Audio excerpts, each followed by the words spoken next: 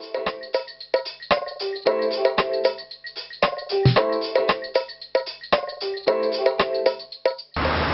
build careers in many different ways. Some people work nights, some people work days. Overcoming challenges is one of the main keys to success. And here on A Day in the Life of, we'll show you someone who's done that best. Today we're featuring the designers of the Roundabouts of Life game, IDS Creative Inc. IDS stands for Ideas, Designs and Strategy, and this is how we develop ideas, projects for our clients. And how did it all come about? How did the journey lead you to IDS in 2015?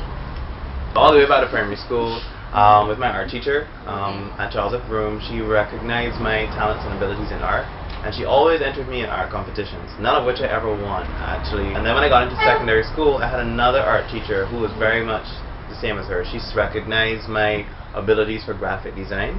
I didn't necessarily like to, draw and paint, and she kind of followed me in that direction. She told me you should apply for graphic design at BCC. How did you actually get the business started? I got the business started in the final year of college with my former business partner.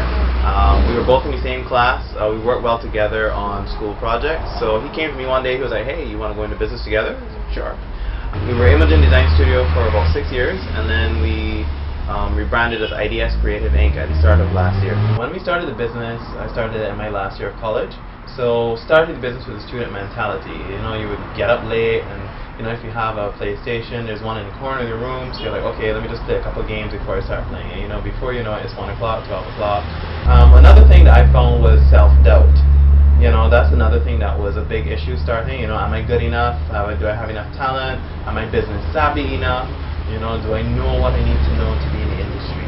It was actually kind of helpful working in freelancing with a few of the agencies I freelanced with when I started, and that was actually helpful, getting that industry experience. So that's something I would advise anybody to do looking to start a business: get experience in your industry. I know you guys actually had the opportunity to work on some major projects, and one major project in particular is with the contestant on Bank on Me. Yeah. Tell me about that. Well, Nicole came to us with the idea for her board game Roundabouts of Life in 2012, early 2012. And she brought a big printout that was an Excel document of how she wanted the board game to flow.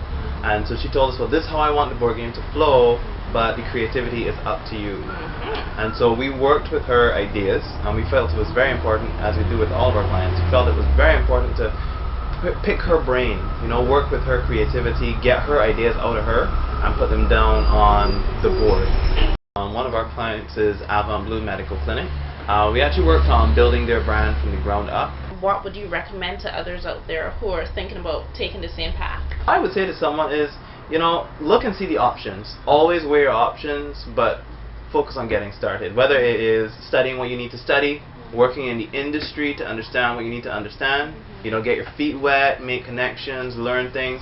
Don't sit on your idea. Get it going. I mean, we can be very myopic as a people, just being a bit stagnant and not doing anything.